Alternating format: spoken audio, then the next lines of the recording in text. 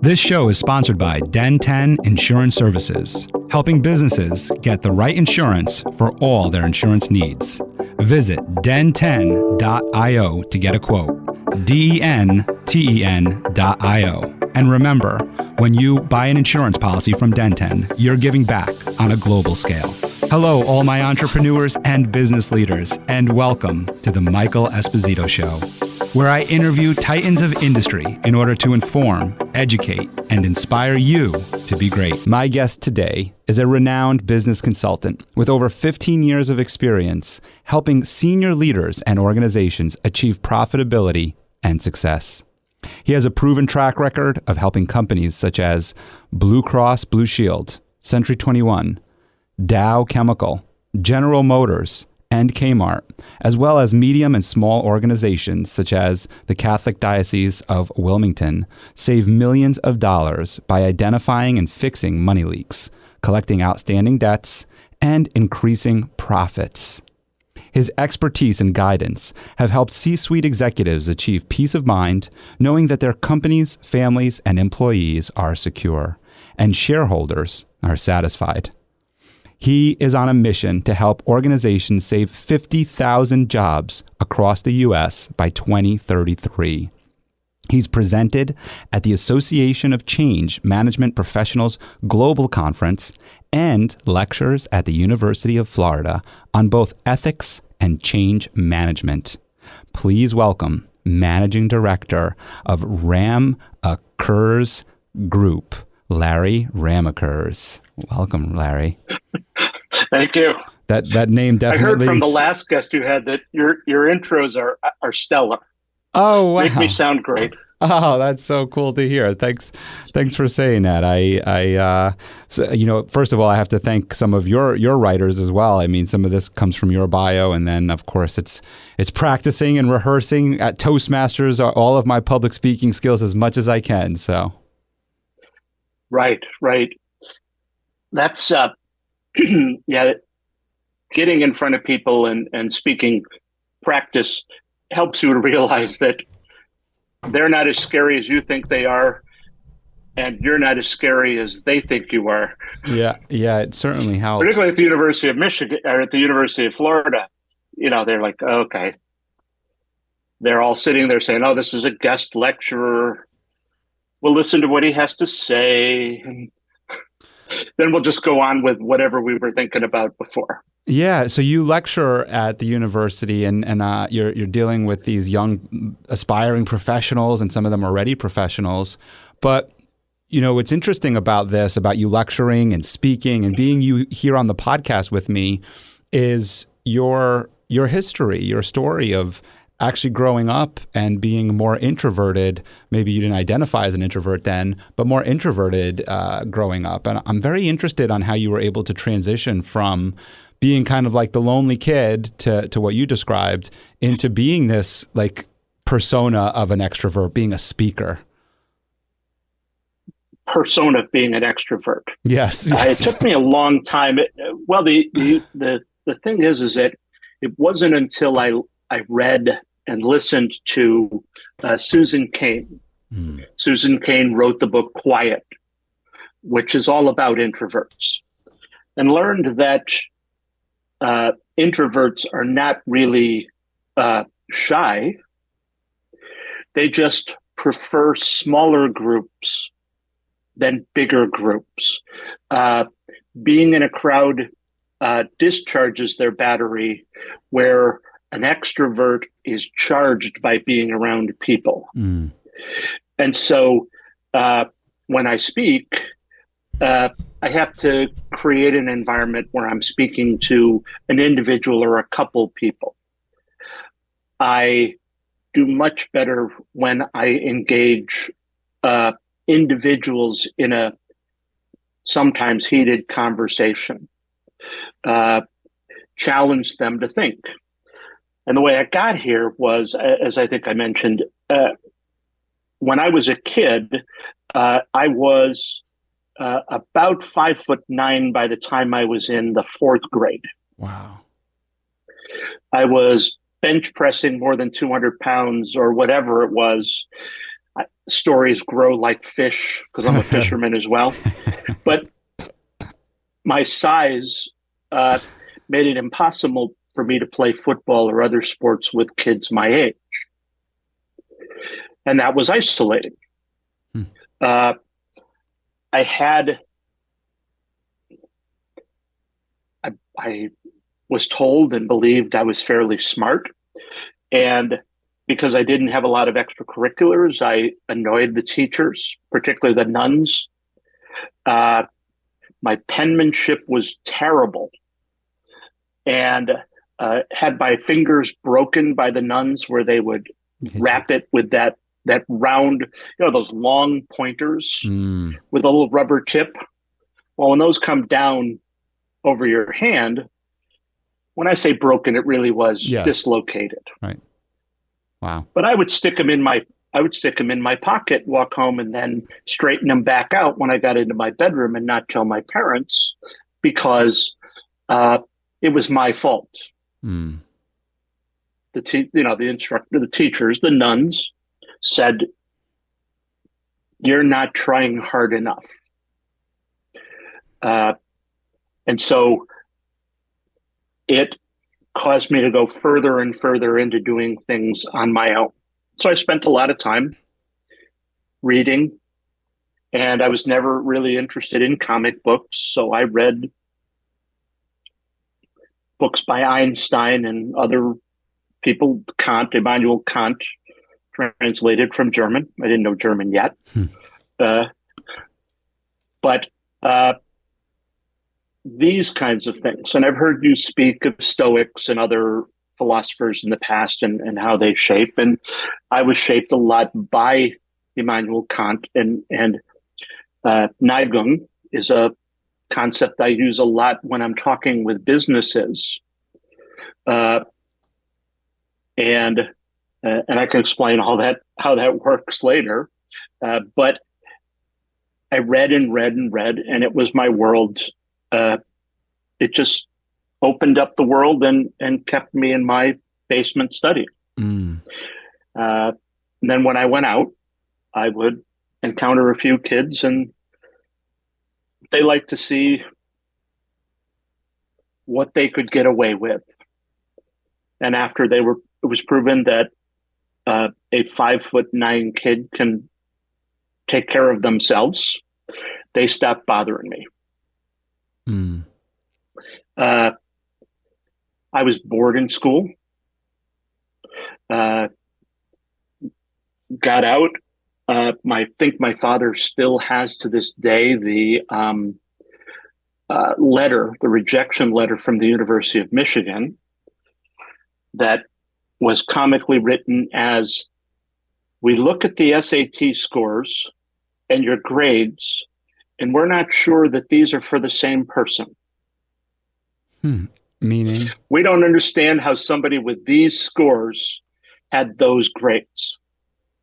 Which one was the better one or the lesser? The SAT, I had SATs mid 14s, close to 1500. And that, I don't know whether that equates anymore. I don't know whether they've changed the numbers, but I did quite well.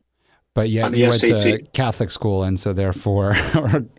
Well, I got out of Catholic school when we moved from one city to another. There wasn't a Catholic school, but but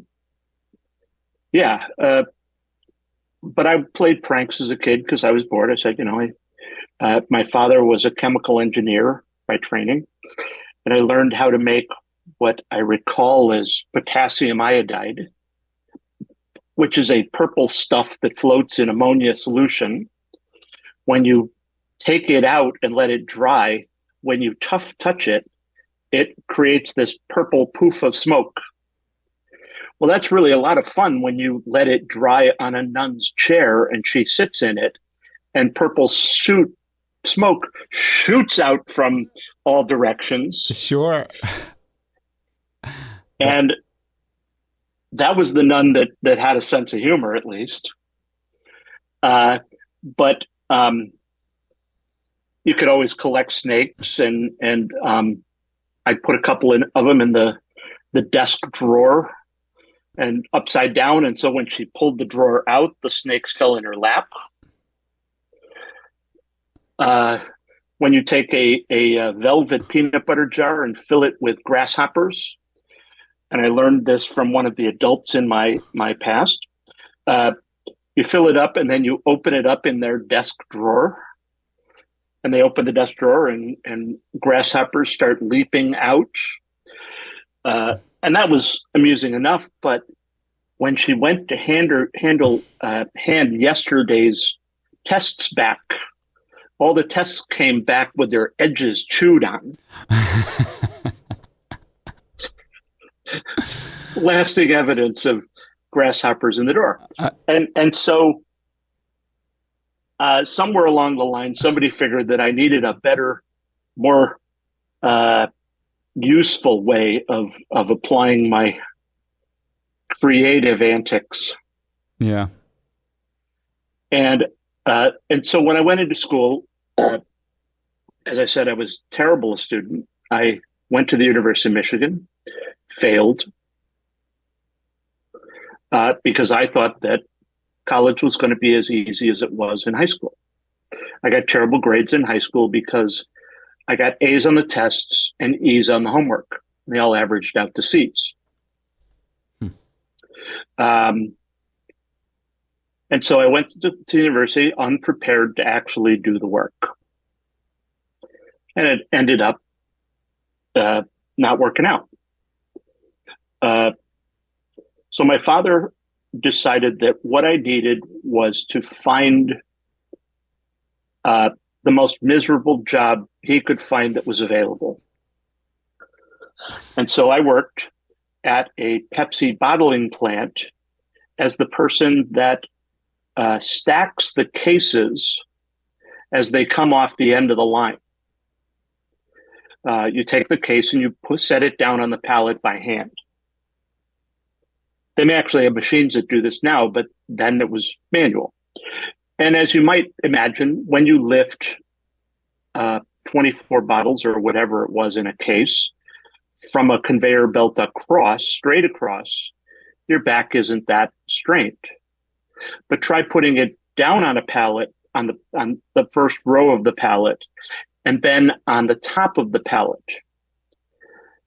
When you're done with that job, you're very tired. Mm. And I remembered these kinds of jobs because there are people that do that kind of work today. Mm-hmm. And I always appreciate the fact that there are those kinds of jobs out there in the factories and the other companies that I go to work for. And at least understand what goes on the floor. Anyway, I did that work, did find that that's not what I wanted to do. And then I was able to go back to the University of Michigan, where I started. I went back, sat in the classes before they let me in, applied to school. They said I could monitor the classes. They would see how well I did and then decide whether they let me in. Well, I did pretty good. I did quite well. And so I continued. And so I came out of the University of Michigan with an economics degree. And I took economics because it was a quantitative degree. Had me focus a lot on math, but also I took a lot of philosophy classes along the way because I wanted to know how to construct an argument and both speak it and write it. And I had been on the debate team in high school and liked arguing with people. Some continue to say I'm too argumentative. Not sure I agree with that. Do you argue them on that? I argue. Sorry, Yes. you left that one open for me. I had to go for it. I know it was. I think that was 747 hanger size. So um, that put me and I knew I was never going to be an economist, but my father was big on saying that unless you're an accountant, a nurse, or an engineer, college is not there to prepare you for an occupation. I mean, if you want to be a nurse, you've got to go to school to be a nurse. Mm-hmm. When I was talking or thinking about law school, the lawyers I knew said the best degree to be a lawyer is anything but pre-law, because law is a liberal arts degree. And they said even after you graduate with a law degree, you really don't know how to practice law.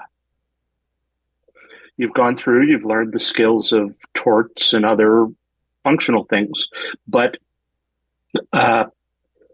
you have to actually practice in the area to learn about that area. You don't know maritime law until you are in maritime law. So I'm told. And I meet a lot of bankruptcy lawyers who didn't have a lot of bankruptcy courses in school. Right. Now, it wasn't a specialized kind of degree. So I got out and I was primarily in IT, but I was a terrible coder. I just didn't have the patience for it. What I did, however, realize I knew how to do was look at things and ask, what is this going to be useful for and what problem needs to be solved? So at the time, there were a bunch of fourth generation languages that were coming. This is Focus, SAS, SPSS. Yeah. Statistical Program for Social Sciences, I think is what it means. And they all had sort of a slant and a target of what they were trying to, what market they were trying to target. But I was able to use SAS and some other technologies at a utility I was working for to help the organization understand what products were being used by whom, how often, in what ways. So the computer effectively did a survey of utilization, and then that allowed them to change the resource allocation to those products that were being used and at the time, and in the way they were being used. And I carried that thing forward to jobs I've had with helping retailers, specifically grocery stores, staff their stores. The way that works is when you can collect data, when you have an answer, when you have a question that needs to be asked and there's the data available, you begin to do things like I was working for a grocer in New England, and they wanted to know, is there something over, needed to know that they were having staffing shortages. Now, one of the first things they did was they had supervisors in the deli area that only worked Monday through Friday. Well, if you know anything about grocery stores, the busiest days are not Monday through Friday. I'm told it's Sunday. It's Sunday. Sunday followed by Monday, followed by Saturday, if I remember right. And Monday apparently is the day that people go in and say, oh, I forgot to get that. And so they shop on Monday. That's if you live in a certain kind of city. And I mean that is that I was able to use the data from the cash registers to show that you could probably break the stores into 4 different kinds of stores. If you had a city store, people shopped the same amount pretty much every day. And if you think about somebody living in New York City, they grab their groceries on their trip from the PATH train to their apartment, where they have a small refrigerator. And so what they basically do is they shop more like many do in Europe, where they buy today's groceries today. Mm-hmm. You get someplace out like Poughkeepsie, Mm-hmm. and it's 8 miles to the nearest grocery store. And these folks shop once a week. And so between there's a couple other profiles, but generally what it did was follow a swoop, as you pointed out. There are days that are very high and some that are very, very low. Well, you can use that patterning and data to both schedule people in the store, but also know when you have to deliver which product to the store in anticipation of the demand that's coming up.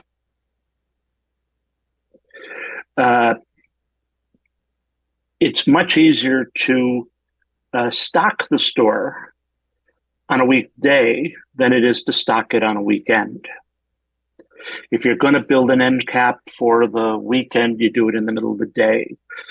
You put certain products on trucks when you know that they're going to have a lighter load. It just allows you to sort of load balance your trucks from your warehouse in anticipation. If you know the size, the volume, the spoilage, you're not going to ship meat or frozen fish to a store on Monday for sale on Saturday. Mm. Cheerios, on the other hand, might keep okay. And so you run these kinds of profiles through analytics, and you better load trucks. You run similar analytics on a warehouse and identify which products should be stored where, not only given how frequently they're used, but if certain kinds of products only go out on Mondays, you sometimes organize the shelves so that this is the Monday section and this is the Tuesday section, and so on, which prevents you from having to drive all over the warehouse to pick and pull products. And all of this is, I don't think this is terribly rocket science logistics. But as I said early on, it's sometimes amazing that people don't take full advantage of tools out there and thinking that they know, and they just don't do it. Mm. I'm sure I'm rambling. No, I don't think you are at all, actually. I mean, I certainly have a lot of questions, but you're on a good path here, so don't worry. So, I mean, I'm asked a lot of times, what if you had to answer the question as to what keeps companies healthy, I tell them two things. They do the things they know they need to do. And I've been told by a number of clients, and they say, well, gee, we could have done that. And I said, yeah, I know, but you didn't. It took somebody from the outside who was actually willing to do it. And sometimes that's good because I can be the jerk. I can be hard. I can take and implement difficult things. And then when I go away, the employee's source of pain has gone away. Hmm. And as every change professional is going to tell you, change is not comfortable. Rapid change is even less comfortable. And so the other thing that keeps companies moving forward and out of trouble is waking up every day and asking whether or not they're doing the right things correctly. Should we be doing something differently or doing something different? And the companies that ask that and are willing to act on it head off all kinds of trouble. You know, uh, my father, who was also in this kind of business, talked about every time he walks into one of these things, he knows he's going to encounter one of three answers to things. And that is the banks or the creditors need to give us more time. I need more sales, or our business is different. And the answer was always, you don't need more time until you change something. Your business is not that different. Cash is cash. Controls are controls. Focusing on what you need to do is not different. And I forget which the third one that I mentioned was. In any event, they always say the same thing. And when they say we're different, they also say, I can't make this change. We've been doing it like this for 100 years. My great grandfather started this company, and we make whatever it is we make in this way. And what is becoming more and more true with the speed of the economy and the change in the global economy is that the way you did it yesterday is almost certainly not going to be the way it works today. Mm. Somebody is always coming along with something else that makes you obsolete. You either stay ahead of that, maybe if not obsolete, what you're doing less effective. And if you're not asking those questions on a daily basis, then you get behind them. I mean, I love everything you're saying. You don't have to worry about whether you're continuing. I think you've followed a really great path for us, or at least laid out a great path for us of learning your history of going up through school and graduating in your first job into where you are today. I think your example of the grocery store there, where I think it could be used in so many different ways, and I think you're 100% correct in that. Businesses, and I'm guilty of this myself here at Den10. That's our insurance agency, and I definitely have a lot of questions for you here on that. But it's hard to do. It's hard. I think not hard. It's more of the way of thinking that if you have, like, for myself, let's say I'll use myself as an example here.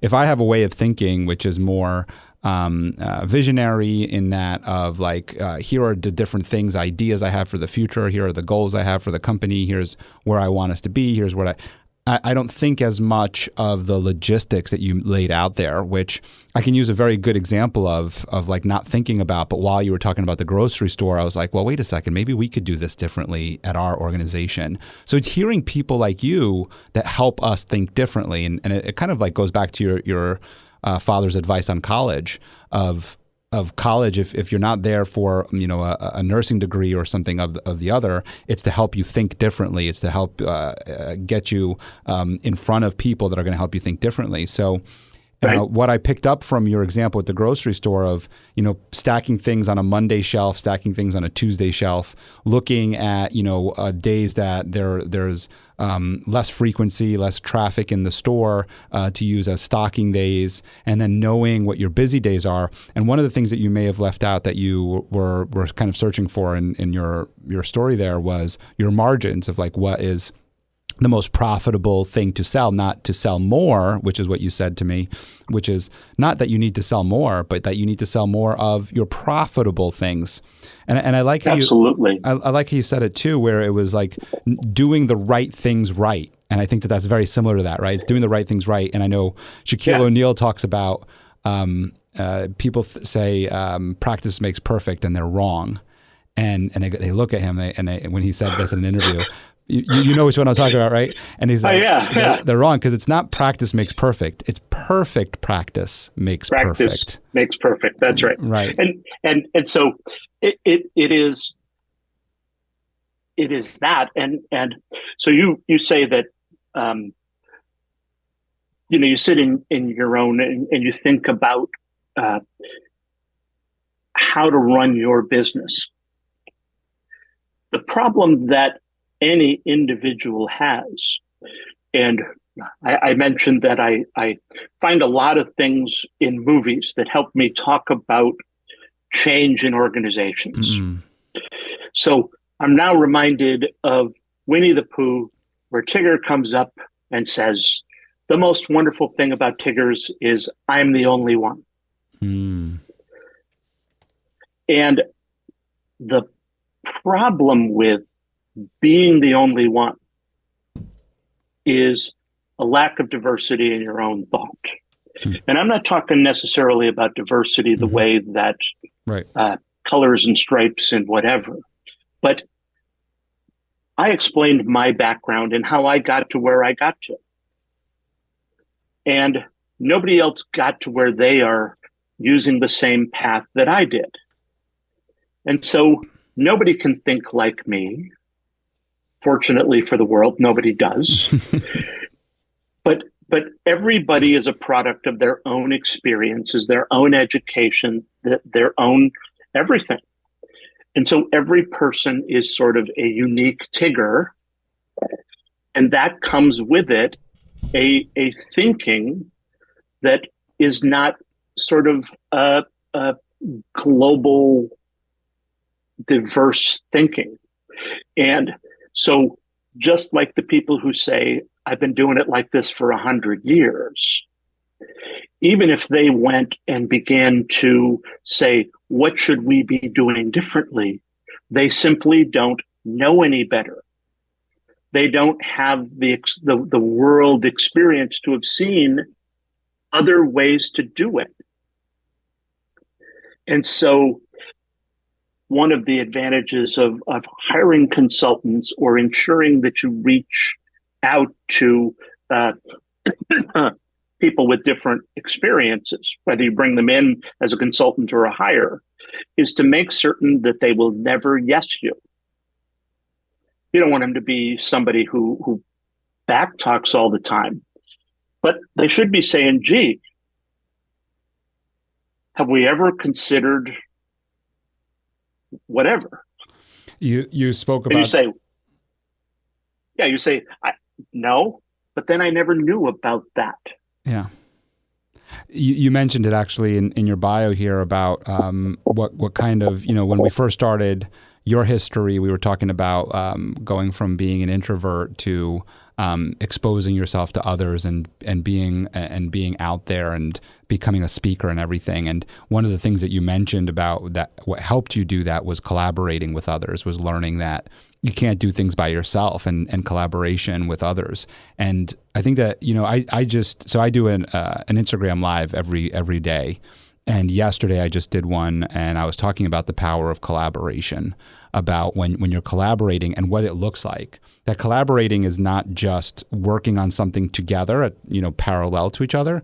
It's crossing ideas, and it's doing what you just mentioned there, in that there's going to be some disagreeing, and it's listening to the other person, even if you disagree, but listening to their ideas, because maybe out of that you can come to another conclusion. And so I love that you brought that up. Yeah, and it's interesting because one of the things in order to get rapid change through an organization is we tend to flatten the organization when we're having meetings. Mm. I think I mentioned this in what I wrote up. Mm-hmm. And that the way I run meetings is from the book, The Mythical Man Month. The Mythical Man Month was a book written by the guy who, I believe, was the initial programmer for the main IBM 360 operating system that runs the big mainframes. And what he learned was that if you have two people, a communication between them forms one line. Add a third person, and you now have 3 lines. Add a third person, you now have 6. Add a fourth, you now have 10. As you grow that size of a team and attribute any non-zero value to how long it takes to conduct that line of communication, you begin to see that you spend all of your time talking about something and none of your time actually doing anything. Mm. And so this let's form a team and get everybody involved causes you to get nothing done. It's so true. I've seen that. I've experienced that so many times on different committees or boards that I've served on, is that the more people we have involved, the harder it gets to get the idea across the finish line. It's great to have a lot of people involved when you can direct them to do a task, but when you have them all around the table thinking about the idea together, 100% I've experienced that. And so what he comes back with is the way to fix it. And he says, what you need is a surgical team. And that is, there is one surgeon who runs everything. Yeah, the point person. But they never try to tell the anesthesiologist how to do their job, or don't tell the nurse how to do their job. I have my job. You have your job. I let you do yours. Don't tell me how to do mine. And then we get together. And when you say, I'm thinking about doing it like this, okay, what's the perspective of sales? You look at the salesperson. What's the perspective of whatever? And when people stay in their lanes and are given the, I want to say authority, but it's more than just authority. It's they are the authority. The ownership. I want to know about sales. I don't know about sales. You are the authority. You are the expert. I want to listen to you. And so the best executives I've ever met realize they are nothing more than the greatest conductors of a great symphony. But they need that violin player who is extraordinary to make the symphony sound good. And every individual out there plays their instrument to perspective or to perfection. And all I'm doing is standing here pointing at you and saying, hey, you, do what you do. Yeah. And so, and they know those people's strengths. Because they take the time to know the people and their strengths. And if a certain piece of music came along, they would not ask them to do it. They would ask somebody else to do it. And they would tell the person that, hey, this is not your thing, but there are great things you have. And so I find that a lot of people very much appreciated when they get passed over for a specific task, when you know that they know what they know and are good at it, and say, this is just not you. I had a boss that talked about two really smart people. He said, if you can imagine, two doctors each graduated at the top of their class from Harvard Medical School. One is a brain surgeon and the other is a gynecologist. You wouldn't ask one to do the other's job. No. Doesn't diminish the intelligence of either of them. You just wouldn't ask one to do the other's job. Mm-hmm. And so when I work with a lot of companies, I generally don't pretend to go into a steel mill and say, I know how to make steel better than you do. But I do know how to help you manage your cash better. I do know how to help you think about change. I do know how to pull apart your financial statements to help you drill into what's making you money and what's losing your money. Mm-hmm. And I want to teach you some of how to do that. When you're doing work like that, so obviously you're talking about turnaround and in companies, and there's all different levels of this. All different levels. Yeah, and I'm interested in understanding what it looks like when you're talking about the financials, because you talked about the P&Ls even in your intake form here. You mentioned something about the P&Ls, and you talked about breaking them down into groups. And I'm interested in these groups because when in the, at least what I know of a P&L, they're already broken into groups, but I'm assuming you're talking about a bit further here. And I'm also interested in the application to analyzing this P&L and how you apply it to the organization in order to turn it around. Sure. So let's take a look at if you had, and General Motors does this already, but they have different divisions, and they'll run a P&L by division. Mm. What they won't necessarily do is say, how much money are we making on Corvettes? How much money are we making on, and I don't know all their brands, but they're different models. Sure, but Malibu, are Corvette. You looking, yeah. Are you looking at the profitability of an individual product? And it makes sense when you sell lots of them. But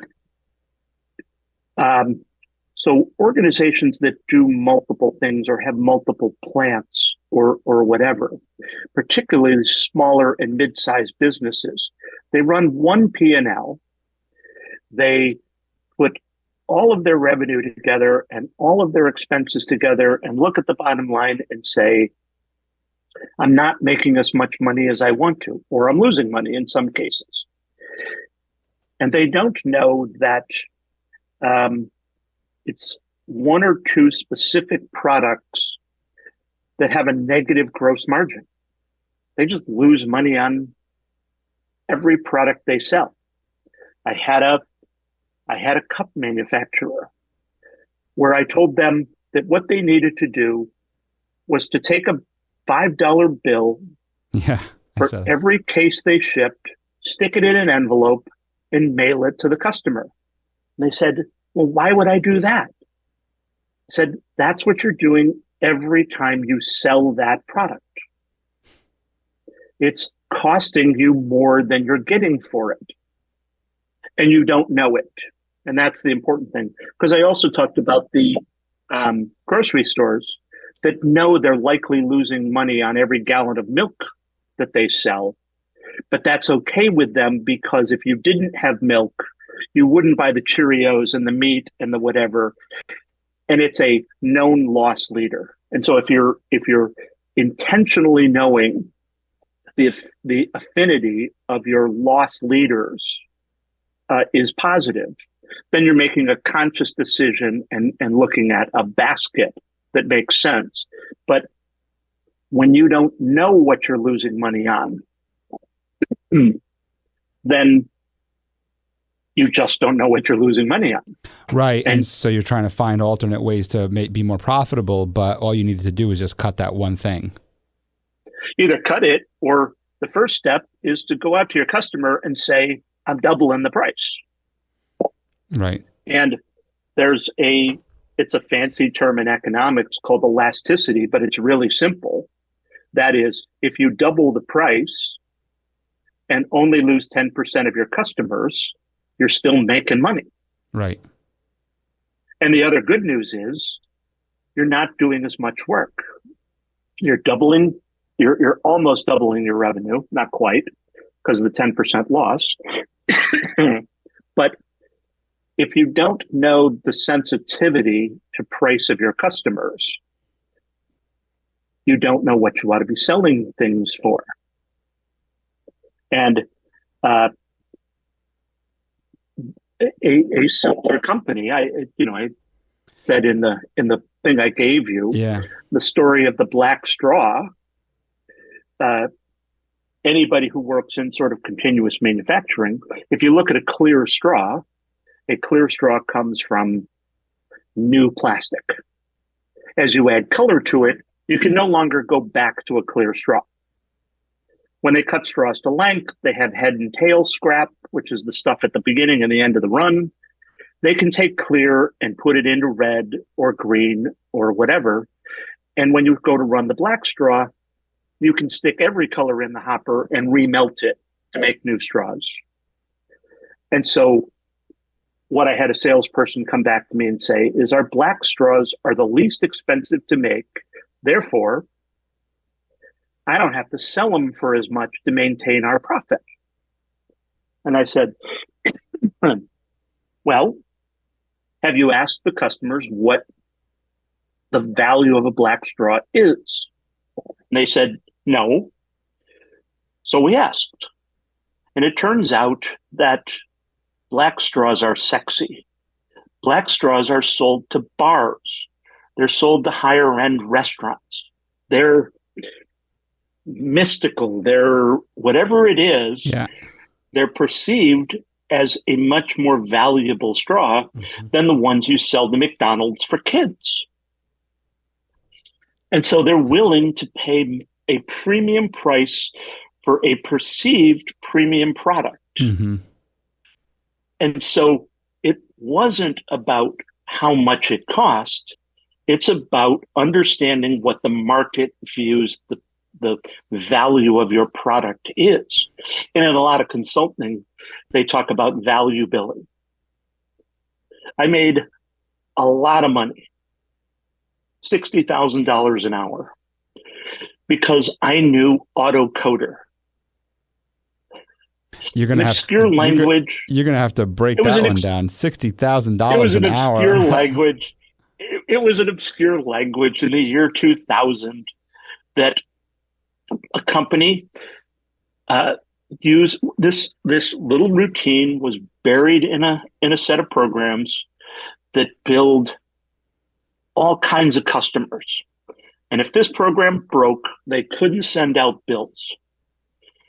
And so they asked me, what would you charge to fix this program? And I told them, I don't know, $40,000, $50,000. They said, great, fix it.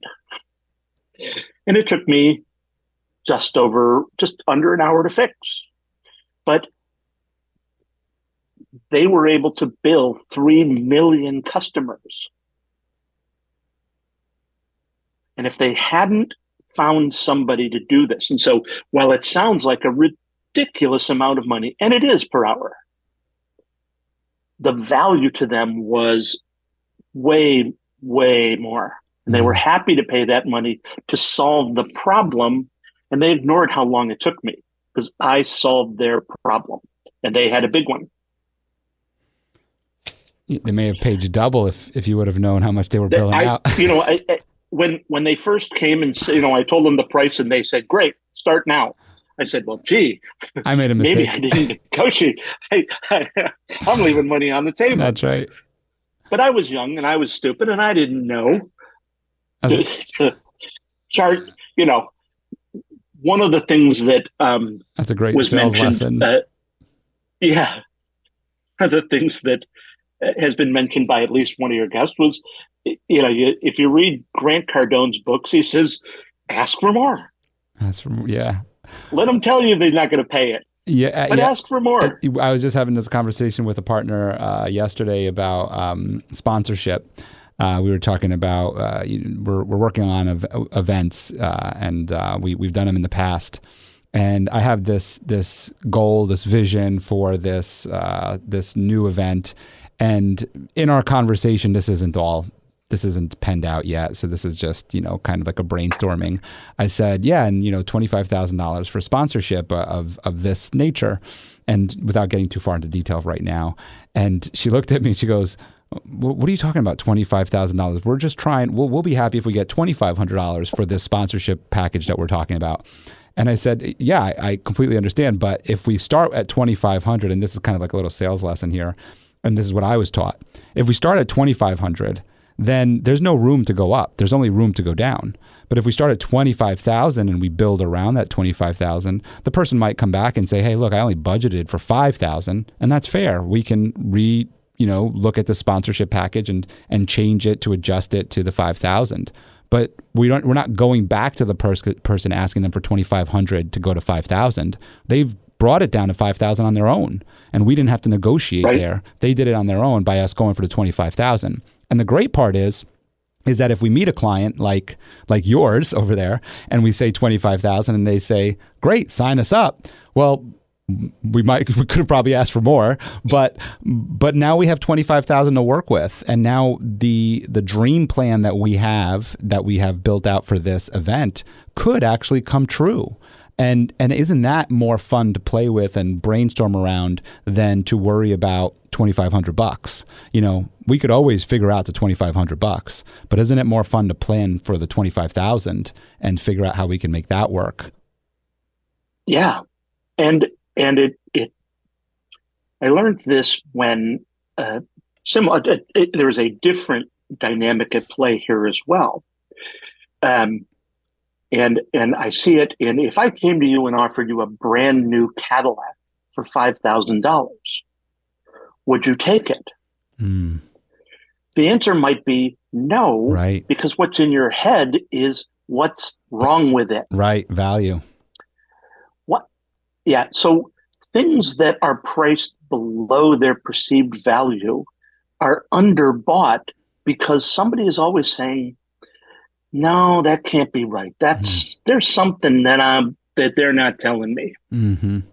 And in the bread business, you actually have to put more loaves on the shelf than you know will sell, because no one will take the last loaf of bread off the shelf. Now, granted, this is in normal times, Sure. and I live in Florida, and when the hurricanes come through or whatever, they'll clean the shelves. That's right. But under normal circumstances, a lonely loaf of bread where there should be dozens, it doesn't get bought. Mm-hmm. And it'll sit there forever because somebody's saying, why? What's wrong with that loaf? Mm-hmm. I mean, I experience it, and I know about this concept. You know, I experience it when I go grocery shopping and I see something for a couple cents more than the item I'm buying, or $1 or so more than the item I'm buying. And I look at that brand, and I look at that item, and I go, what makes it better? And I start analyzing the two, and I go, why is that one better than what I'm buying? And I'm like, and I know I'm falling for the trick. There's nothing better about that item. Maybe they spend more on marketing, and that's why they got to charge $1 more. But sometimes, and I think you know in your experience, it's really just they're creating this idea of more value just by adding a few more cents to it, and it's making me as the consumer think this has more value than what I'm buying. Yes, and and it's funny.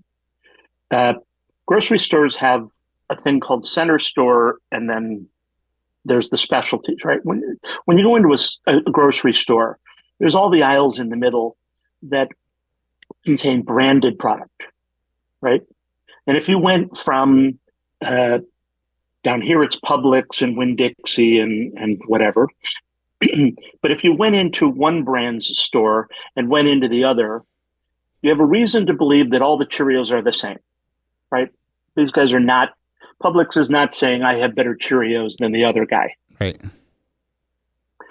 They can say, we have a better bakery, we have better fish, we have, right? This is where you can distinguish on product.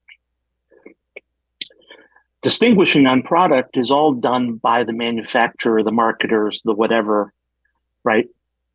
They're selling you Frosted Flakes over Cheerios, and they're creating the differentiation and value up kinds of things. But other than putting them on sale or whatever, prices don't generally change, and you've got to be competitive with the next guy down the street and so and so. Now, what is interesting is, we talked some about what I call SKU rationalization. And SKU is, what product should you carry? And you're just talking SKU as an SKU, the code. SKU, right. Yeah. What product should you be carrying? And it falls into that, are we doing the right things correctly? Right? What should we be stocking? Where should we be placing them? And I think I wrote to you about the story of the giant bear versus peas. And in retail, there's a concept called GMROI, gross margin return on investment. Mm-hmm.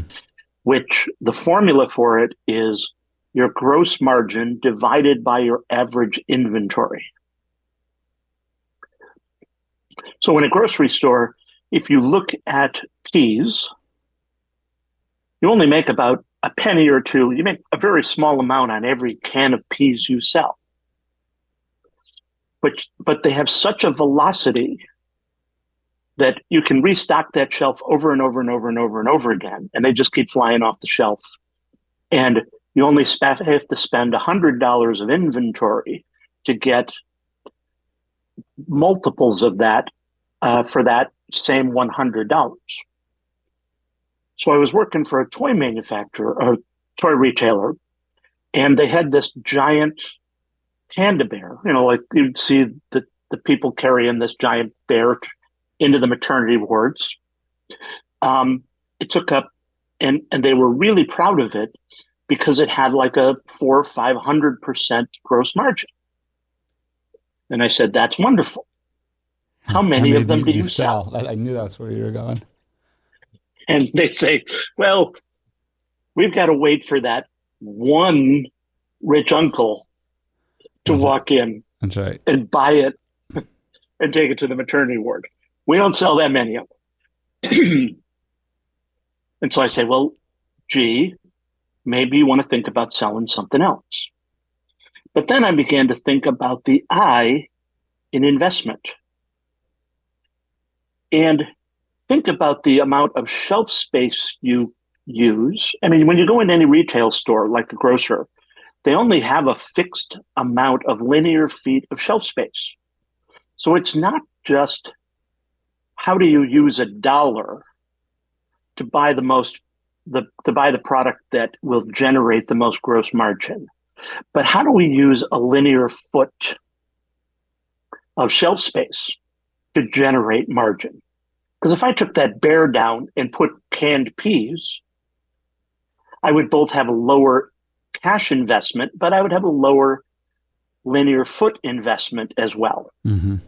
And so thinking about investment across all of its things, whether it's time, and this comes back to the notion of when I start pulling people's P&Ls apart,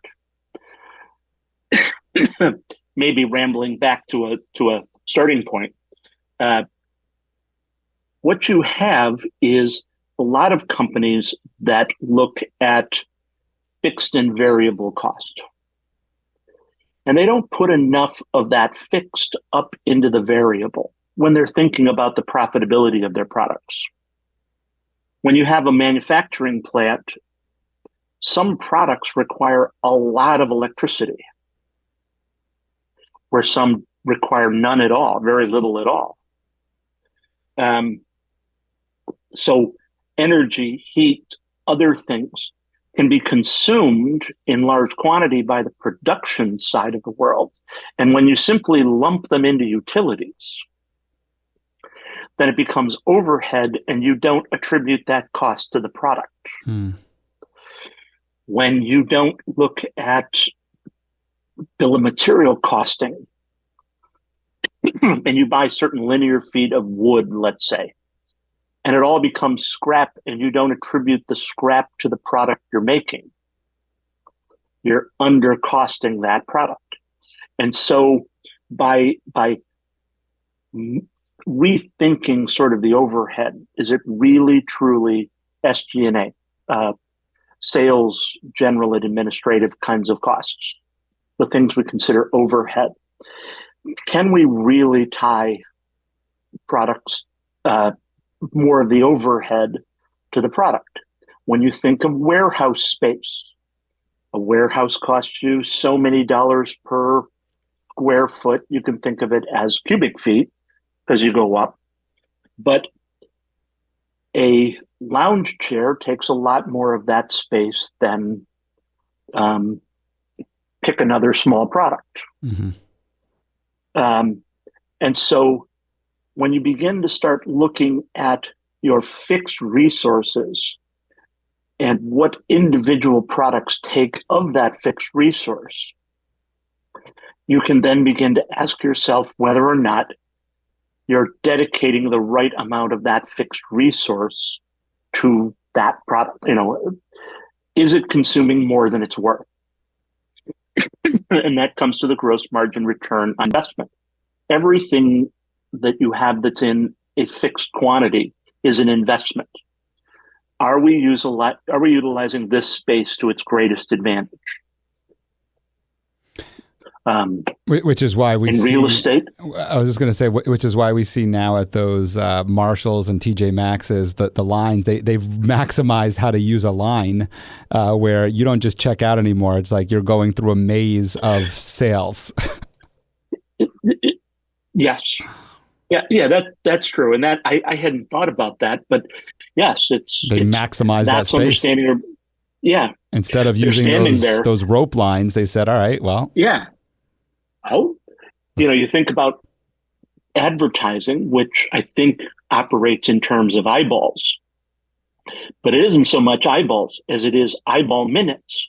And when you're standing in a line, you have nothing to do but stare at these products. Mm-hmm. And so your number of eyeball minutes on that crazy cat oven mitten. Yeah, you start thinking about all the uses, all the people who would get a kick out of it, and all of a sudden it clicks and you go, oh, you know who would get a kick out of this? Let me buy this crazy cat oven mitten. My landlord would love it. And that $5 is right out the window. It makes me think of this book that I'm currently. It's not out the window. It's in my pocket. It's in there. Yeah. But it makes me think of the book, The Compound Effect. I don't know if you know it. Yes. Right, and and that every $5 you spend today is actually equating to hundreds of dollars in the next couple of years out of your pocket in terms of investments and what you could have done with that $5.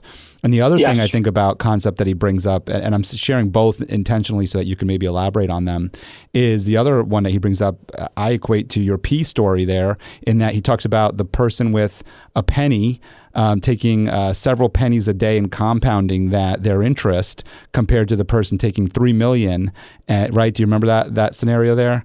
I would love for you to share a little bit about that. I think that was such a good one. Great concept. Well, if you take a penny and double it every day, right? I forget how many times, but it's just 1 to the 1 raised to some power. You get to multiple millions of dollars in not that long a period of time. Yeah, he did it.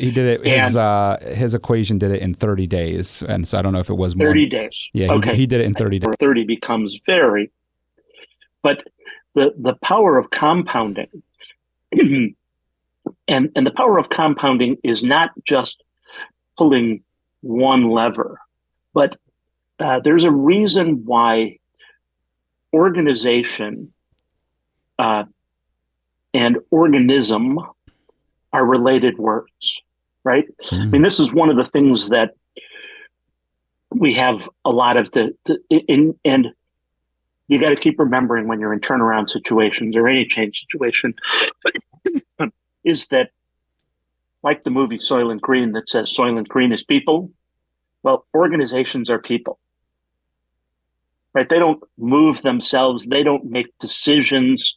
The bricks don't make the decisions. It's the people in them.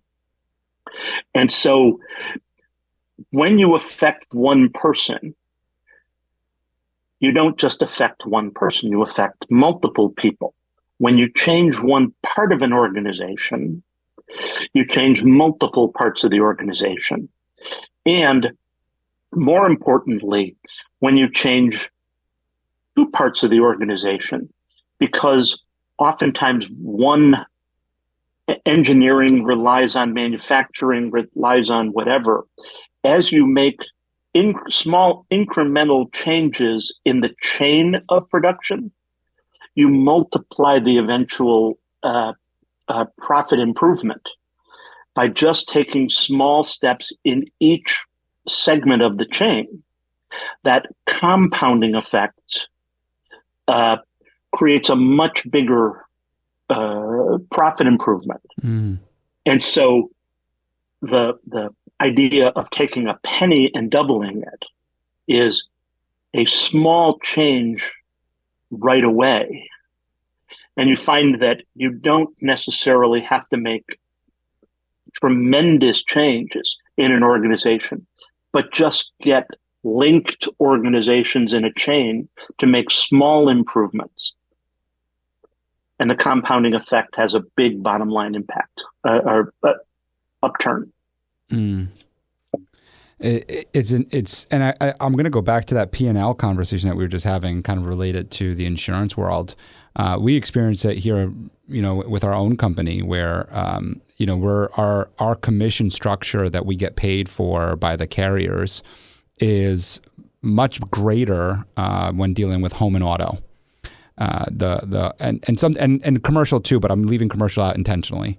But dealing with home and auto. And when you think about home and auto, it breaks down to where you're actually getting paid more for the bundle or for the home than you are for the auto. But to your point that you had said earlier, it's like if you don't sell auto insurance, then you're not really going to get much home insurance. So you got to sell the auto. But where I'm going with this is, then when we go into the commercial space, and more specifically the contractor space and the high risk space, so not just contractor, but just high risk, you actually get paid a lot less on these types of cases. And I'm going to say this, I'm speaking to it from a small insurance agency. I know that there's a lot of larger insurance agencies who have a different structure and payment structure from their carriers, and there's different programs on how they get paid and everything. So I'm speaking to it from who we are. We're a small independent agency, only for 3 of us on the team, 4 of us now on the team, and we work through the carriers, and this is kind of how we deal with them. But what I've learned on my P&L and what you're talking about here is that when I'm dealing with these high risk cases, we get paid so much less on them, and there's so much more work on them that we're losing money, to your point. And what I actually made a note, what I just picked up from you is there's an opportunity on these cases where we can actually charge a broker fee. And it's very rare that I see a broker fee charged from small agencies like myself to these types of high risk cases, and it's because they don't want to lose them. But I think with what you're sharing here and what I'm learning is that, like, that elasticity conversation that we just had a little earlier, in that if I charge a broker fee to these high risk cases, well, then we're going to actually make a profit off of bringing in these high risk cases. And we're going to get the ones that we probably want because they're willing to pay that broker fee with us. And they're going to be worth keeping on the books versus the ones who don't want to pay the broker fee.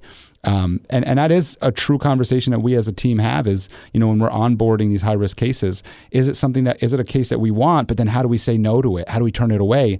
And the answer is right there. It's charge a broker fee. It's either take it and charge a broker fee and actually make money on it, or charge a broker fee and they're going to say no to you. Yeah, it is it's funny how economics 101 gets missed by a lot of people. I mean, I missed it until just now. Well, no, but what I mean by that is if you want to sell less of something, charge more. Raise the price. Right. Charge more. And so somebody says, oh, I've got more business than I can handle. I tell them, okay, raise your price. Right. Some of them will leave. Some of them won't sign up with you. But if you have more than you can handle, truly, then you don't want them anyway. And you'll just get more for the people that stay. And going back to another part of the conversation is those who stay and those who are willing to pay your higher fee, implicitly, maybe even explicitly, value you more. Mm. If they're willing to pay more for that, they believe you're worth more. And that's kind of the kind of customer you want. Right. People who think more of you. So it's... which then goes into retention and loyalty and loyalty and retention. Retention, and loyalty, yeah. Which retention and loyalty are huge. You talked earlier about the product that you went into the grocery store and you saw was charging a few more cents. Oftentimes, that's nothing more than brand loyalty or brand and not brand identification, right? Somebody who advertises a lot has brand awareness, but somebody who has tried a product, loved it, and now comes back and is willing to pay more for it because they've tried it and loved it. That's brand loyalty, which is far more valuable than brand identity. Mm-hmm. Yeah, and I mean, we see it with so many different brands that are out there where, you know, they have such a I mean, the Jordan brand has a cult following. Doesn't matter how much that sneaker goes for, it is a loyal following. And then you have the other sneaker companies that come up, that pop up on your feed, that are new sneaker brands, and they'll sell a bunch, and then next thing you know, they're gone. But I think that speaks to that brand awareness, is they'll sell a bunch because they made you aware of them, they sold them, but they don't have that loyal following that like the Jordan brand has. Yes. But the interesting thing on that is Jordan brand had to do something after they got you to buy them, right? It's fine to be that new brand, but if they didn't see value after they were bought, then they get dropped. Jordan may have a cult-like following, but ultimately, once you buy that pair of sneakers, if they don't perform, if they fall apart, if they don't have that extra, yes, there's a certain, I've got Jordans, look at me. We saw it in jeans in the 80s, right? Where if you had Jordache on your ass, then it was something, right? I don't know that they were any better, but the name carried with it something. But if they fell apart, then they wouldn't have continued to sell them. Mm-hmm. So there's a lift that comes from that cult, but it's not enough to sustain you. Right. We kind of went into the idea of working with a company, and you're doing turnarounds and working with a company that is looking at becoming more profitable, obviously turning a profit, maybe converting losing sales into profitable sales, winning sales. Let's go a step further here. I'm interested in, you mentioned bankruptcy attorneys, and I'm interested in, how do you work with companies, organizations? I love the correlation, by the way. I want to make sure this isn't lost on anybody, of organization and organism, and equating them to each other, and that this is people we're talking about, not brick and mortar. So when you work with an organization now that, they may have gone through the scenarios of their P&L and discovered what they're losing money on, and they've gotten rid of that, but they're still not profitable enough to, you brought up what your dad had said, make more sales or pay their creditors, and do things differently. And so they're really looking at, maybe closing their doors. How do you work with this company to be able to help them maybe not close their doors if they don't have cash flow to be able to make the changes that are necessary? Well, most people, bankruptcy and insolvency are not the same thing. Okay. Insolvency is out of cash, out of credit. Bankruptcy is a solution to that condition, if that makes sense. It is a process by which you trade supervision, because the court oversees what you do, for protection from giving you room to solve your underlying issues. But no company emerges from bankruptcy as a poorly run company. I'll say that tongue in cheek, right? But in order to be successful after bankruptcy, you've got to have an underlying business. And I say that in light of someone like Bed Bath & Beyond is using bankruptcy to close itself down because they don't see a viable business after the bankruptcy. General Motors used bankruptcy. Other companies have used bankruptcy to restructure debt, push off creditors, not say push them off, but renegotiate with creditors. But they use the space within bankruptcy to set themselves up for future success. And that's sort of where the restructuring and turnaround comes into play. Any company that, and this is for the most part, there have been companies like Dow Corning that is believed to have been in bankruptcy forever, not because they weren't cash flow positive or whatever, but because they had this huge breast implant liability that put their books underwater. You have companies, the headlines are full of companies that have filed for bankruptcy and the creditors say that it's bad faith, a bad faith bankruptcy. They have cash. They're okay. They're just using the court in a way that it shouldn't be used. But bankruptcy is a legal process. It's an envelope in which a company can restructure itself and rework its debt, rework its relationship with creditors, and come out the other end as a healthy, functioning company. And so, we don't deal much differently with a company that is in the course of a bankruptcy as any company that wants to change. Sometimes the change is simply more urgent. More things have to be changed. But changes change. Healthy companies, those watching cash flow,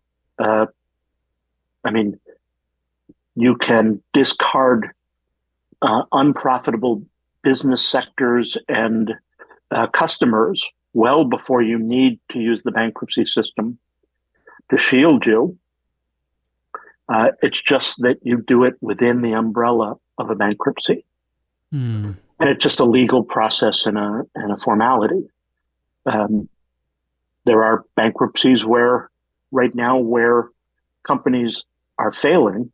They don't want to continue, but they still have something valuable, want to sell the company, and they merely use the bankruptcy process to make the sale happen. The creditors and the debtor have reached a set of terms. Everybody agrees, and they basically walk into court saying, this is what we want to do. And it just gets a legal stamp of approval that, okay, go forward. And if no, and then you get the objections or the time period that it takes for that. Yeah, I always wondered how that worked when you see these large companies that file for bankruptcy, as you mentioned, like GM, but then they're still continuing, and you're like, well, wait a second, I thought they went bankrupt. Yeah, they don't go bankrupt. They use bankruptcy, right, to solve an insolvency problem. Or like Bed Bath and Beyond, like it's gone through Linens and things, and Bed Bath and Beyond, and then it's like all these different names, and so it's the same, and it's typically the same company. It feels like it's the same store with a different name on it. Right, and there was a restaurant chain called Sweet Tomatoes that simply closed, and I don't think they used bankruptcy. And Sweet Tomatoes was a salad bar restaurant. And when COVID came along, there was no make the salad and take it to the front door. Right. It was their entire business model was eclipsed, overridden by the restrictions that COVID placed on it. And they simply closed the store because they didn't see a viable path, or at least a profitable path, to get them through to the other end. I'm assuming, I never talked with them, but you certainly can see that a salad bar restaurant, when you're not allowed to go into restaurants, would have trouble. Whereas a lot of organizations that sold muffins and coffee simply moved a table out to the front door, opened the door, and then handed these coffee and muffins to people as they passed by on the sidewalk, who could keep 6 feet of distance, who could, that there was an operational mechanism to continue their business. Diminished as it may be, there was a way to work within the new guidelines. You mentioned, too, that you worked with smaller companies. And so we've talked a lot about some big companies. And I'm interested in some of the work that you've done in terms of turnarounds for smaller companies and how you're able to work with these companies that maybe don't have the same resources that these larger companies have, and how you're able to help them turn what's going on around. Well, in the smallest cases, the smaller companies generally have less complex issues.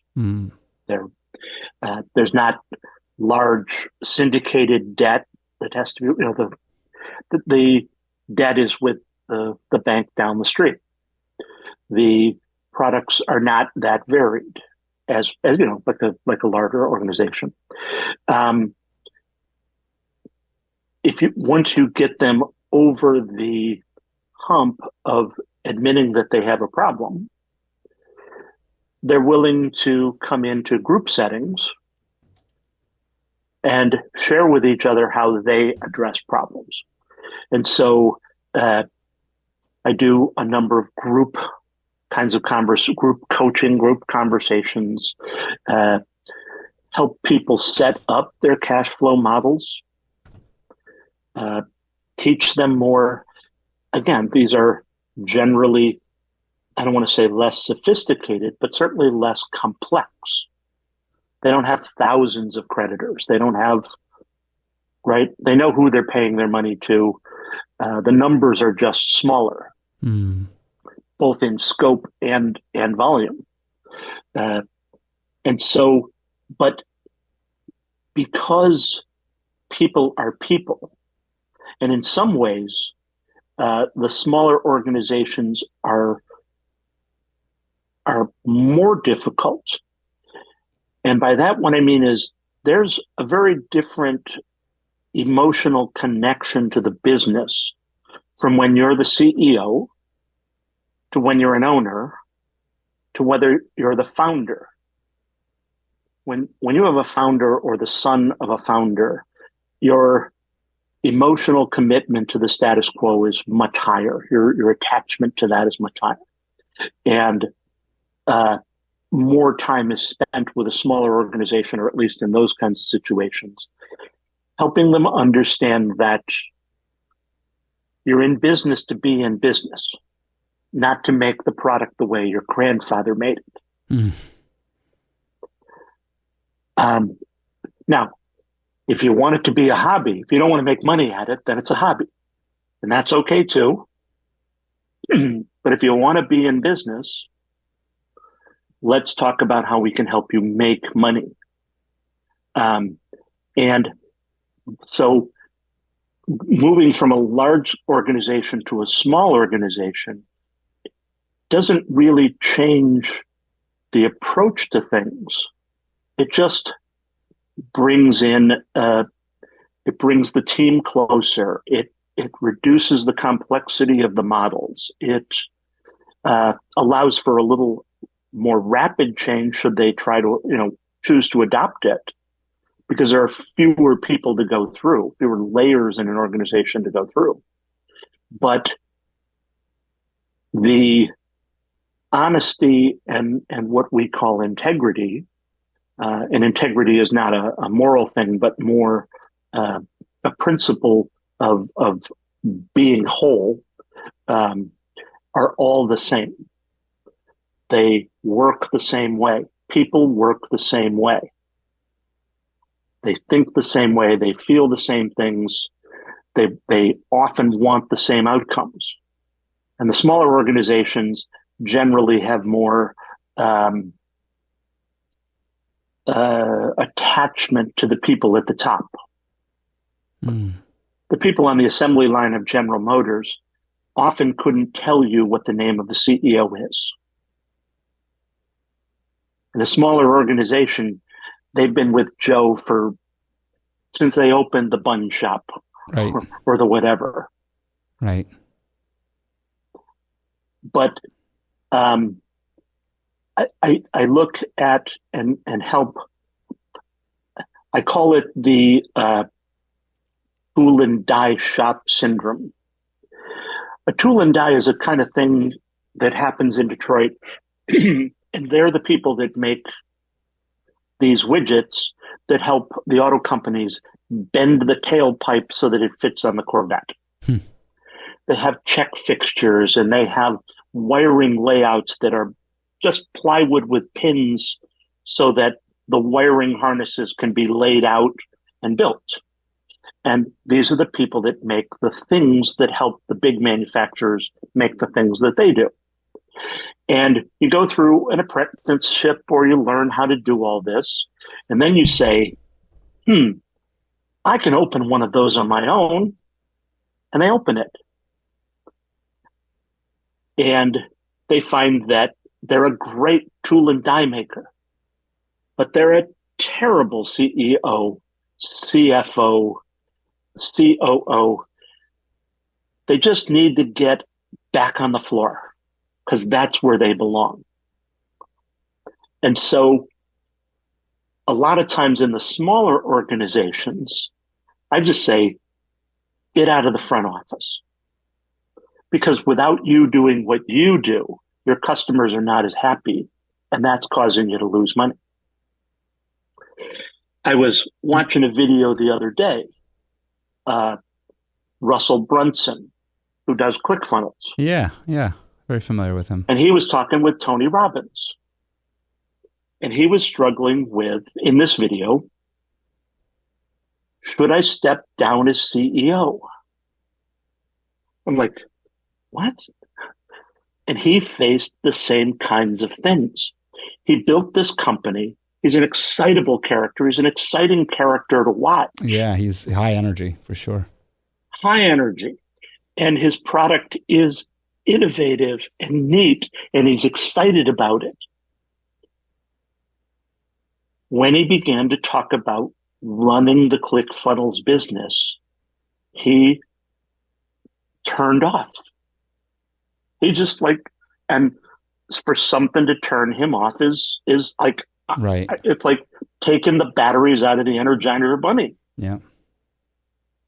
And he realized and was told, and I had never seen this before. I mean, I'd said it with companies before, but then saw it with someone like him that said, go back to doing what you love, because what you love makes your customers far happier, and find somebody who loves running the business, who gets excited, geeked up about looking at financial statements. It's not your thing. Don't try it. Right. You're bad at it. You don't like it, which makes you worse at it. It's funny. It's the opposite of the E-Myth, Michael Gerber's book of taking the baker out of the bakery to run the business, working on the business rather than in the business. This is like, go back to working in the business. You need somebody else to work on the business for you.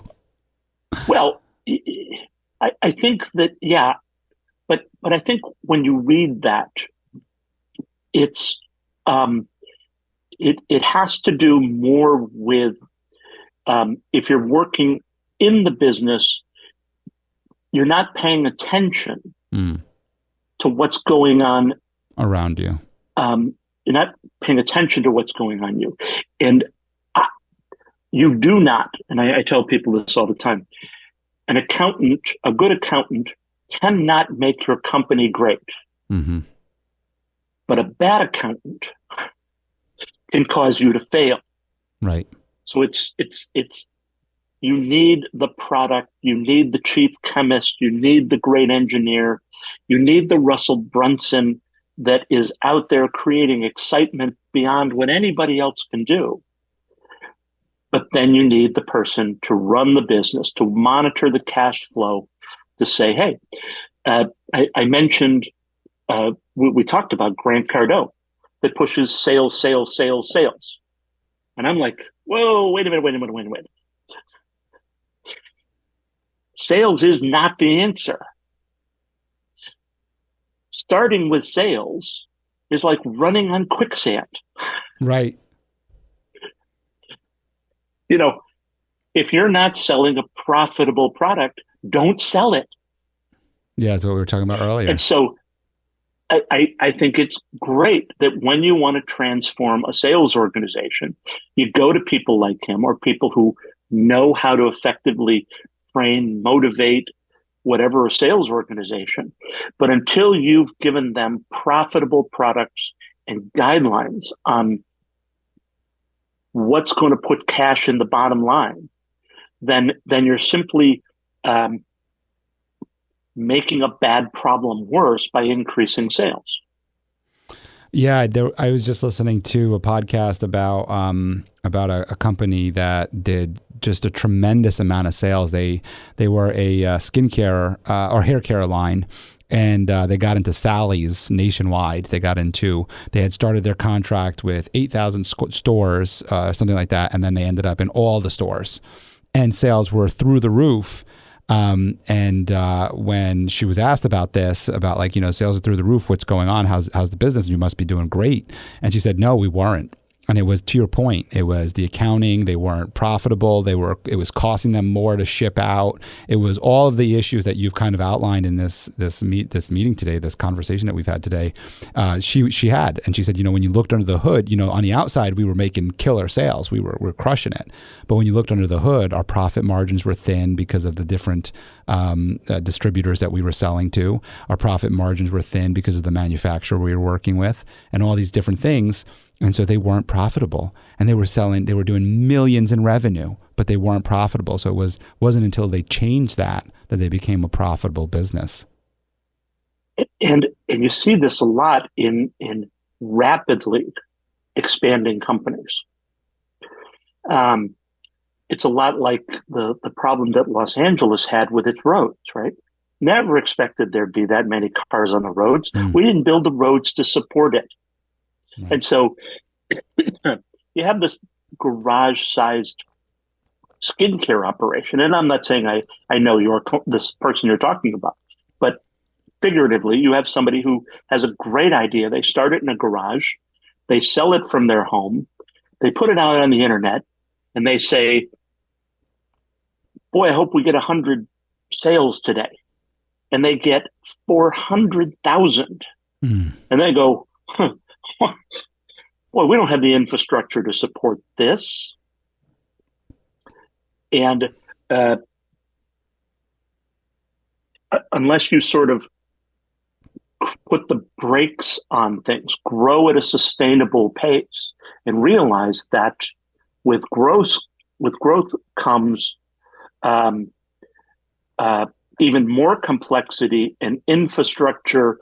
And when you were doing it when you were Steve Jobs and Wozniak building Apple computers in your garage, you knew who you were working with. You liked them. I think they liked each other. Maybe they did. Maybe they didn't. They did. But they knew who the other person was. Right.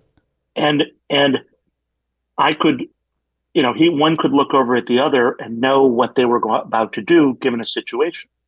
Once you grow an organization, you know less about the people in the organization. You're less attached to them.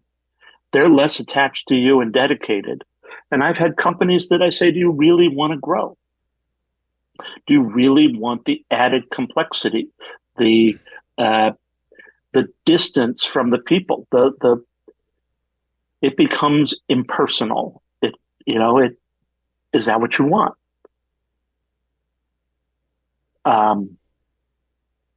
And some people do, and some people don't. Mm-hmm. Yeah. Some people don't know what it's going to look like when they get 400,000 and they've got factories and have to travel to Asia. I don't know what it's like to sit on a plane for 24 hours, and I don't have the money for first class. So I'm sitting in the back, and I got to do this every other month. Yeah. This is a drag. It's not fun. It's funny. I was actually just talking about this with my business, where we're situated in the Hudson Valley, and it was looking at our local chambers and then expanding into the Westchester chamber or the Saratoga chamber. And it was interesting because we have clients in the Saratoga region. And when we're talking about Westchester, I was thinking exactly what you just said. I was like, well, if I'm going to spread myself thin, I'm going to need to spread myself thin where my clients are, not where they're not, because both are good regions for us. But in terms of like my time and being able to go back and forth, Westchester market is a fantastic market. And it actually it's actually a little bit closer to me than the Saratoga market. But when we think about, to your point of what we're talking about here in terms of like understanding that growth and what it looks like, if I'm going to be going down to Westchester all the time, I'm still going to have clients calling me in Saratoga. I got to go up there. Now I'm going back and forth and ping-ponging 4 hours difference between each other, 3 hours difference between each other. It doesn't make sense. So it makes more sense to go to the Saratoga region, start continuously build that out, and eventually build out the Westchester. But it has to do with that thought process of growth of how can we sustain it? How can I sustain being able to go to trade shows and networking events on both ends? I can't sustain that right now. So it's interesting. It's all of that. And when you talk about a product like beauty care, you have a differentiator, and sometimes that differentiator is handmade, natural ingredients. Yeah, no paraben. Whatever made you, right? And that's, it gets back to your unique selling position. And as you grow your organization, you begin to have less and less control over that unique selling proposition. Now you're going to a factory far away and you've got to, are they doing it the way that there's complexity, there's headache, and you've got to decide whether that's something you're willing to do. And whether it gets you to where you want to go as a smaller organization. Larger organizations, those with CEOs and boards and whatever, are faced with they're different, right? It's not as personally impacting as it is with an owner. Yeah. This has been a really great conversation around this. I think we've gone through several models and situations here, which is really cool. I feel like this interview that we've had together, this conversation that we've had together has been a great learning process for our listeners and for myself in our businesses. And there's so much to unpack, unravel in everything we've talked about. And one of the things that I want to highlight here is going back to the P&L, because so many businesses are taught to live and die by their P&L. Well, we don't want them to die by it, but we want them to live by it. And one of the things that I want to make sure that we highlight for everyone is breaking that P&L down to what's profitable. And I really liked your analogy there of like, you got GM, and if you were to put in your P&L, if you're looking at yourself as a small business owner and you're saying you own, let's say, an auto manufacturer, a small one, you have your P&L, you have your profits, and you put cars, and then you put SUVs.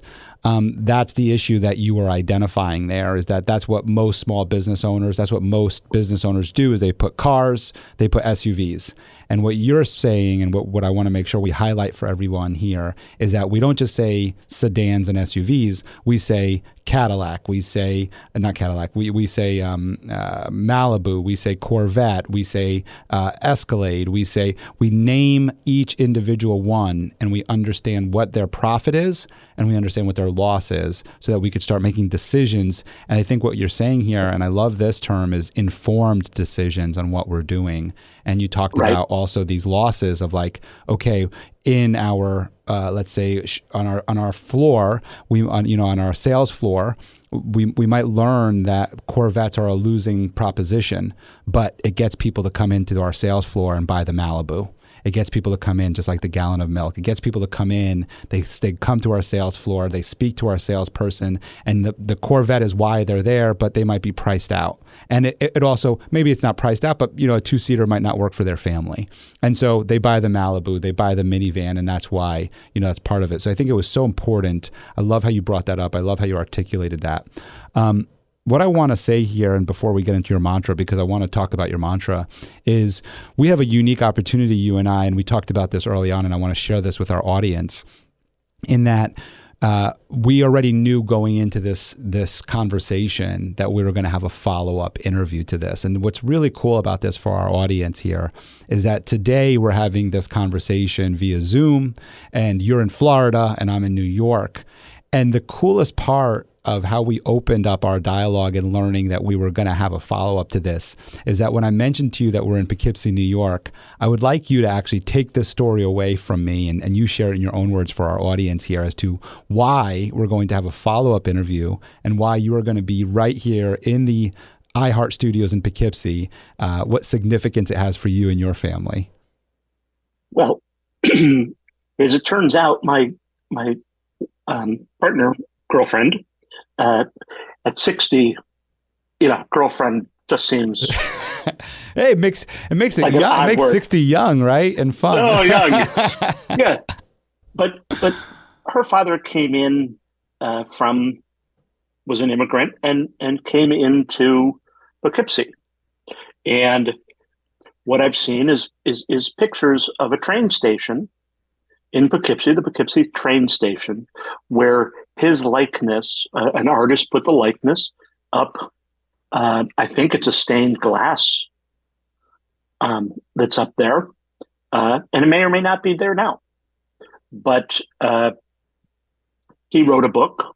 I think pronunciation is El Pibe, but that talks about the immigrant experience, him coming in, and there's some family that's still there in the Poughkeepsie area, and I think she would be happy to come to Poughkeepsie, and we'd combine it, be a family-like vacation. It's so, and she loves New York anyway too. So it was so cool when you first started speaking to me about that when we first turned on to Zoom. That I got excited. I'm excited right now because there's no way that you're going to go to that train station alone with her. I'm coming to meet you guys there. Okay. We're taking pictures. We're making a fun day out of this. That's for sure. Because this is such a cool story to share. And then of course, having her dad's likeness painted there. I have a feeling I know what you're talking about. I'm actually interested to go there today and go find out and take a picture of it and send it to you. So I'll see what I can do. But for our audience members, this is why I'm sharing this with you, is that this is really cool. And we knew this going in, and that's why we were able to really dig into some concept, and we didn't have to wrap up in a time frame because we knew that we would be having a follow-up interview. So if you like this one, stay tuned because we're going to have Larry on again, and he's actually going to be here in studio. So this is really, really cool. So all that being said, what I do like to do, and it's kind of serendipitous that this happened, is because the way that I typically conclude my show, all of our shows, is with a mantra, is with maybe a hobby that you do or a mantra, and you elaborating a little bit on this mantra. And what's so cool, what's so funny about this is not knowing that we were going to do a follow-up show. Is you actually put two mantras in your intake form. You didn't put one, you put two. So we have one that we're going to do today, and we'll have the second that we'll do when you come back.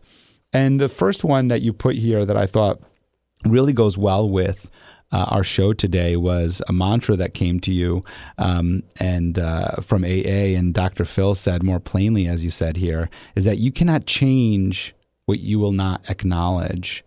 And I think it speaks to so many things that we just talked about acknowledging your P&L, acknowledging your people, acknowledging everybody. But I'm interested into this quote for you and its significance to you in your life. Well, I think as we've talked, it not only in my life, I mean, it's very difficult to do to yourself. To say, and I put on the other form, because I'd learned these things from movies. You got Buckaroo Banzai across the eighth dimension, who was famous for having said, "Wherever you go, well, there you are." And I use this a lot in turnarounds and use it because if you don't start with knowing that you are where you are, let's not use blame. Blame is a useless amount of energy, that we all define and accept that you're either in serious trouble or you want to change, or whatever it is that you say, this is where we are. And it differs for every company. We're losing money. We're wanting something better.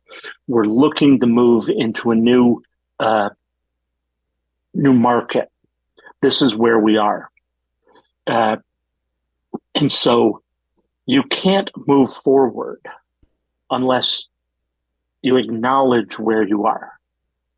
You can't begin to make money if you don't accept and acknowledge that what you're doing isn't working. And, that's what Dr. Phil said. And with AA, they say, you've got to first acknowledge that you have a problem, because you can't fix the problem unless you acknowledge you have one. And there are a lot of organizations that think that if they ignore it, it will go away. It doesn't. It generally gets worse. And so I just have always felt that the starting place is a blameless, honest acceptance of the current condition faced by the people and the organization. And from that, you get a very solid platform from which to move forward. Mm. Yeah, I absolutely love that about acknowledging where you are and knowing who you are. I think that, I speak a lot about mindfulness and checking in with yourself. And I think that has a lot to do with it, is that, when you're checking in with yourself, when you're checking in with your business and you're uncovering some of the pain, it's acknowledging that pain and then trying to figure out how to fix it. And you're 100% right. I mean, and we're all, I can't say we're all guilty of this. I certainly am, of when something's painful, we want to ignore it. We want to ignore that pain. We don't want to look at it or feel it. That ignorance is bliss, because you're able to just continue move on, go sell more, that'll solve the problem. But, until you acknowledge that problem, you're never going to fix it. And as you said, it's just going to grow and get worse. So I really love that you brought this up and brought this to the show today. So there's two questions that I know are still out there. One is, you mentioned it early on. You saw me kept looking left. So one is, what's to my left? And when you're in studio, you'll see the full effect of it all. But what I'm going to do for everyone and for you is just change my camera angle so you can see this is all of the controls are here to my left. So that's what I'm looking at, and I check to see if this is recording properly, and if we're still recording, where we're at in the show, where your audio levels are, and all of that. So that's what I keep checking in on every once in a while, and it's almost like a tick that I have, and same thing with moving the microphone. The other one, I think it's a technician that's saying, is this guy blithering or what? No. It was me. The other question that I know that we all have, that's burning inside, that I have to know as a basketball player, is, if you were 5'9" in the fourth grade, how tall are you now? 5'10". Wow. Okay, so you had a big growth spurt when you were younger. Yeah, and it stopped. Wow. I have. No one often believes me, but I got pictures of my brother and I playing hockey, and he's at my waist. He's 1 year younger. It was a fluke thing.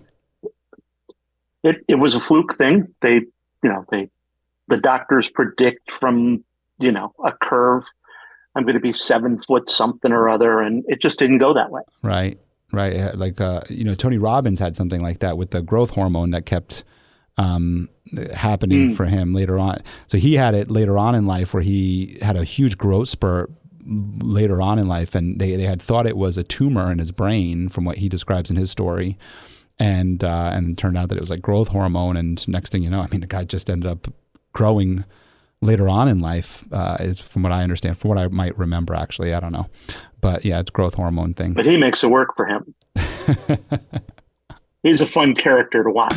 He is a fun character to watch. This has been a ton of fun learning from you. I feel that I just took a PhD course in business here today. It was fantastic, and you really lay it out really beautifully for our audience members and for myself to understand the concepts. And I can imagine why you're able to lecture at the university in Florida there. So it's really, really cool. And I'm looking forward to having you here in studio in person. It's going to be an exciting event for us to be able to bring this here and to go to Poughkeepsie and to see the train station, which isn't far from the office here, from the studio here. So it's really, really cool.